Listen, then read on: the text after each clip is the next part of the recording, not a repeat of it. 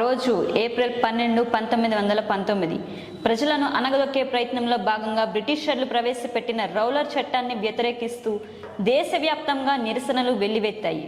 Doctor Saifuddin కిచెలు, Satyapal వంటి నేతలను arrest చేసి దేశ బహిష్కరణ విధించడంతో దీనిని ఖండిస్తూ దేశవ్యాప్తంగా ప్రజలందరూ నిరసనలు నిర్వహించారు.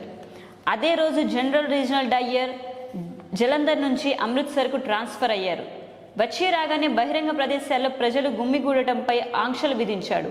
కానీ ఏప్రిల్ 13న పంజాబీలు జరుపుకునే ముఖ్యమైన పండుగ వైశాఖి.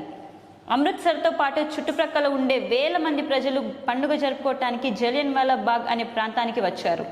దాదాపు 7 ఎకరాల్లో విస్తరించిన ఈ తోట చుట్టూ ఎత్తైన గోడ, అక్కడక్కడ చిన్న చిన్న ద్వారాలు ఉన్నాయి. దాన్ని తనకు అనుకూలంగా మార్చాలని అనుకున్న జనరల్ రీజనల్ డయ్యర్ బ్రిటిష్ వాళ్లతో పాటు ఈ తోటలోకి చొరబడి అక్కడున్న ప్రజలపై విచక్షణారహితంగా కాల్పులు జరిపించాడు. ప్రజలను బయటికి వెళ్ళటానికి వీల్లేని పరిస్థితులు. ఓవైపు రక్తం ఏరులై పారుతున్నా కనీసం ప్రాణాలైనా కాపాడుకోవటానికి ఎత్తైన గోడలపైకి ఎక్కేందుకు ప్రయత్నం చేశారు. కానీ ఆ ప్రయత్నాలు వాళ్ళని కాపాడలేకపోయింది. కొందరు అక్కడే ఉన్న నూతిలోకి దూకి ప్రాణాలు పోగొట్టుకున్నారు. తప్పించుకునే ప్రయత్నంలో అనేక మంది తీవ్రంగా గాయపడ్డారు. మొత్తంగా 50 నుంచి సైనికులు 10 నిమిషాల పాటు 1650 రౌండ్ల కాల్పులు జరిపారు. ప్రజలు తప్పించుకోకుండా అన్ని వైపుల నుంచి వారిని కట్టడి చేశారు. అప్పటి అధికార దుర్ఘటన ప్రకారం ఈ ఘటనలో 379 మంది మరణించారు. కానీ ఈ ఘటనలో 1000 మందికి పైగా చనిపోగా 2000 మందికి పైగా గాయపడ్డారు. ఈ కాల్పుల తర్వాత డయ్యర్ జనసంచారంపై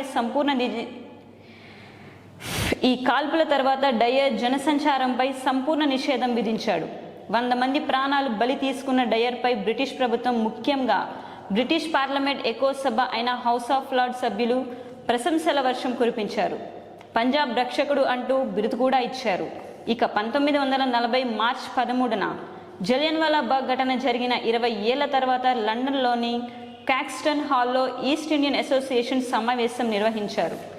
ఈ సమావేశానికి ఉద్దమ్ సింగ్ అనే వ్యక్తి సూటు బూటు వేసుకొని ఒక ప్రతినిధిలా హాజరయ్యాడు. తన వెంట ఓ తుపాకీని కూడా తీసుకువెళ్ళాడు. అక్కడే ఉన్న డయ్యర్ను తుపాకీతో కాల్చి చంపి ప్రతీకారం తీర్చుకున్నాడు. తర్వాత ఉద్దమ్ సింగ్ను అక్కడే అరెస్ట్ చేశారు. 1997లో జలియన్వాలా బాగ్ను సందర్శించే ముందు ఎలిజబెత్ రాణి కూడా దీనిని ఒక దుర్ఘటనగా స్పందించారు. జలియన్వాలా బాగ్ మరణకాండం బ్రిటిష్ యూనియన్ చరిత్రలో సిగ్గుచేటుగా బ్రిటిష్ మాజీ ప్రధాని తెరెసా మే కూడా వ్యాఖ్యానించారు. తెరెసా మే క్షమాపణలు కోరుతూ బ్రిటిష్ సంతతికి చెందిన ఎంపీ వీరేంద్ర శర్మ బ్రిటన్ పార్లమెంట్లో 2017 అక్టోబర్ 19న తీర్మానం ప్రవేశపెట్టారు. కానీ ఇప్పటికీ బ్రిటిష్ ప్రభుత్వం అధికారంగా ఎలాంటి క్షమాపణ చెప్పలేదు.